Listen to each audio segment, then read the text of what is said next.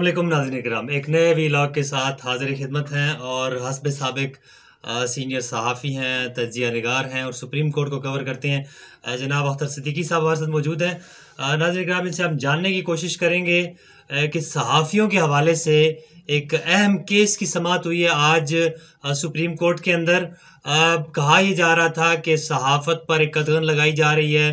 FIA ने दर्जनों सहाफ़ियों को नोटिस सर्व किए थे। क्या वजह थी? आज इसके बुनियादी मुहर्रिकात को डिस्कस करेंगे कि किस कदर आज़ादी होनी चाहिए और आज़ादी की आड़ में इदारों की तज़हीक जो है वो नाकाबिल कबूल है। क्या कहना चाहेंगे अख्तर सिद्दीकी साहब? जी, बहुत शुक्रिया नकवी साहब। आज चीफ जस्टिस काजी फायज ईसा की सरबराही में 3 रुकनी बेंच ने आज मीडिया के हवाले से जो एक FIA ने नोटिस अरसाल कर रखे थे उन्हें तलब कर रखा था, उसके हवाले से समाअत की है। और सबसे पहले बात तो बड़ी दिलचस्प ये थी कि यही चीफ जस्टिस काजी फायज ईसा साहब हैं कि जो कहते हैं कि आज खुद नोटिस नहीं ले सकते और नहीं लेना चाहिए, मामलात को गैर ज़रूरी तौर पे नोटिस माजी में लिए जाते रहे हैं, ये सारा मामला होता रहा। अब उन्होंने सहाफ़ियों से मुलाकात एक दिन पहले की और फिर उनको यकीन दहानी करा दी हफ्ते के दिन के जी हम मंडे को केस जो है समाअत के लिए मुकर्रर कर देंगे। और उस हवाले से ज़ाहिर सी बात है वो उन्होंने खाली एलामिया जो हमारी प्रेस एसोसिएशन सुप्रीम कोर्ट है और इस्लामाबाद हाई कोर्ट के जो सहाफ़ियों की नुमाइंदा तंजीम है उनके आपस में बाहमी मुशावरत के बाद जो एलामिया बना था उसके हवाले से जो है उन्होंने वो जो है एक तरह से समाअत करना थी। साथ ही उन्होंने एक पुराना केस जिसमें मुख्तलिफ सहाफ़ियों के हवाले से जो मामलात थे उठाया गया था सहाफ़ियों को या उन पर जो है तशद्दुद के मामलात थे उनके हवाले से जो पुराना एक केस पड़ा था उसको समाअत के लिए मुकर्रर करते हुए असल केस उसका वो मुकर्रर किया, मगर सारी समाअत जो है वो चलती इस जो है FIA के नोटिस के हवाले से थी। और जब मैं आपको बताऊं कि जब समाअत शुरू हुई और मामलात बड़े दिलचस्प थे कि एक तरफ चीफ जस्टिस पाकिस्तान कह रहे थे कि देखें हम तनकीद जो है वो उसको ख़त्म नहीं करना चाहते, और साथ में ये भी कहना कि जी गालियां जो देते हैं तो गालियों वाले मामलात को भी रोका जाना चाहिए। FIA के साथ जो है वो सहाफ़ियों को जो है वो मुलाकात भी करनी चाहिए थी। अब आप जाके मुलाकात भी करें, साथ साथ उन नोटिस के हवाले से कह रहे हैं कि वो नोटिस ख़त्म किए जाते हैं, उनको वापस ले लिया जाए। और अटॉर्नी जनरल को भी कह रहे हैं कि इस हवाले से आप बयान हल्फी भी जमा कराएं। कल दोबारा से फिर यानी मंगल को फिर समाअत होने जा रही है। मामलात अजीब इसलिए हैं नकवी साहब के सहाफ़ियों के हवाले से तो मामलात उसी तरह खड़े हैं, ठीक है, कदगन तो उसी तरह लग रही है। मतलब यह है कि एक तरफ आप तनकीद ना भी करें और अगर कर भी रहे हैं तो क्यों कर रहे हैं। लेकिन तनकीद में और तज़हीक में थोड़ा सा फ़र्क मेरे ख्याल में अख्तर सिद्दीकी साहब में करना पड़ेगा।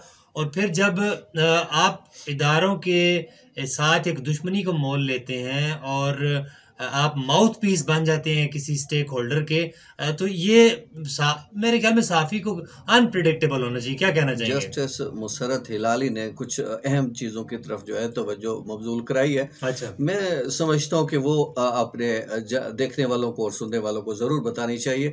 उन्होंने कहा कि एक तो समझ ही नहीं आती कि जो आप थंबनेल बनाते हैं उस पर जो कुछ लिखा होता है वो पूरी आपकी वीडियो में नहीं होता, वो उसका आप जवाब नहीं दे रहे होते। मुझे ये देख के एक वाक़या याद आ के नाज़रीन किराम, बचपन में हम छोटे छोटे हुआ करते थे तो पठान एक ना वो लगाते थे वो मदारी गाना, तो अवाम जो मजमा इकट्ठा करते थे कहते थे अभी ना आपको सांप दिखाएंगे, शीशनाग दिखाएंगे। तो वो आखिर तक अपनी दवाई बेच देता था लेकिन शीशनाग नजर नहीं आता था। तो ये थंबनेल में मेरे ख्याल में ऐसी ही कुछ चीज़ है। क्या कहेंगे? नहीं, वो उन्होंने देखिए बड़ी अहम बात की है उन्होंने कि यार ये क्या तरीकाकार है कि आप थंबनेल में कुछ लिख रहे हैं, अंदर आपके मामलात कुछ और है।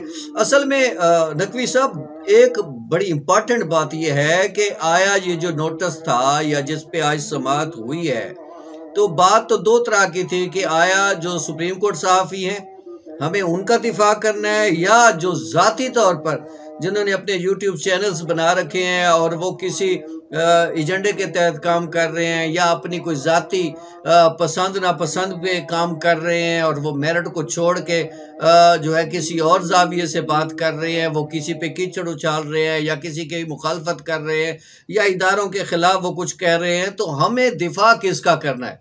अभी पहले तो हमें ये सिलेक्शन करनी होगी, हमें ये देखना होगा कि हमारे पास सहाफ़ी कौन है और यूट्यूबर कौन है।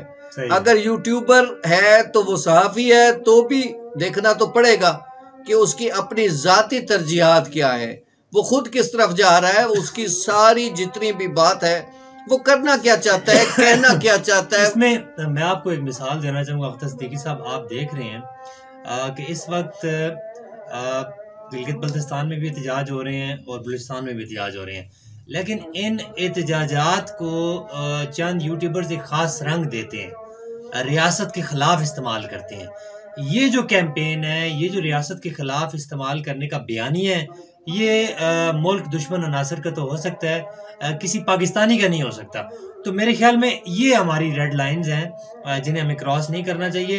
एहतजाज होते हैं, फिर एहतजाज को एड्रेस भी किया जाता है, जो जेन्युइन डिमांड्स होती हैं उन्हें पूरा भी किया जाता है, लेकिन उसको एक्सप्लॉइट करके आप कहें कि बलूचिस्तान या गिलगित बल्तिस्तान खुदा न खास्ता रियासत पाकिस्तान के खिलाफ उठ खड़े हुए हैं, तो ये रेड लाइंस है, इससे इज्तनाब करना चाहिए। पता है मसला क्या है? सबको पता है कि 8 फरवरी को जो है चूंकि आम इंतखाबात होने जा रहे हैं, लाजमी बात है कि जब भी कौमों की तकदीर बदलती है तो ज़ाहिर सी बात है वो कौमों की राय से बदलती है। अब चूंकि हम इलेक्शन में जा रहे हैं, इलेक्शन मलाखड़ा शुरू होने वाला है, आपको पता है सियासी जलसे जलूस वो सारा कुछ चल रहा है।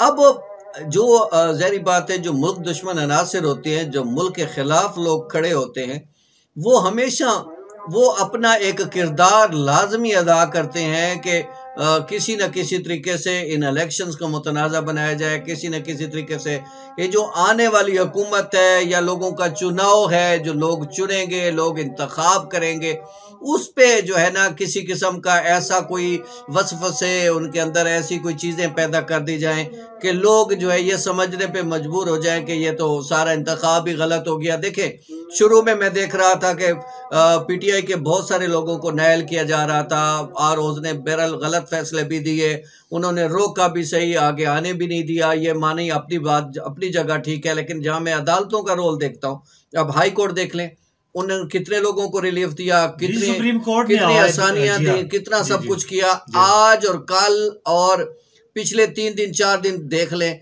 सुप्रीम कोर्ट ने जितना रिलीफ भी दिया है ना वो सारे पीटीआई के लोगों को दिया है। रिलीफ के साथ साथ उन्होंने ये भी कहा कि आरओ को तलब किया, उन्होंने कहा कि आरओ बजाते खुद पेश हो और बताए कि क्यों उसने इस अंदाज में कागजात नामजदगी जो मुस्तरद किए। तो ये नाज़रीन कराम बहुत अहम मौजू आज हमने डिस्कस किया। हमारा जो कि दौरानिया मुख्तसर होता है, हम शुक्रगुजार हैं अख्तर सिद्दीकी साहब के जो अपनी मायराना राय से हमें नवाजते हैं।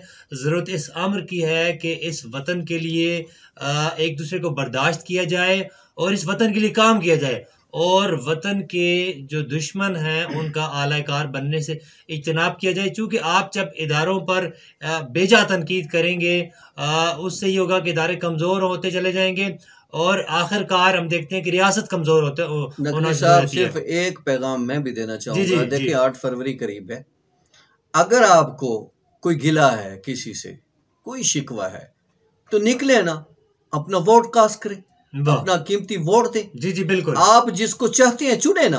बिल्कुल। आप घर में क्यों बैठे हैं? फिर आप इलेक्शन कैंपेन में भी घुसे, आप जाएं, वोट भी दें, जी हाँ, अपनी मौजूदगी यकीनी बनाएं। जी बिल्कुल। आप अच्छे लोगों को चुने और यही जमहूरियत का हुस्न है। 8 फरवरी को आप निकलें, वोट कास्ट करें, इस दिन को छुट्टी ना मनाएं, बल्कि आप बिला तफरीक जिस पार्टी को मर्जी है, जिस इंसान को मर्जी है, जिस उम्मीदवार को मर्जी है वोट डालें, लेकिन आप अपने इस हक को ज़रूर इस्तेमाल करें, क्योंकि इसी की बुनियाद पर आपकी जमहूरियत स्ट्रेंथन होगी।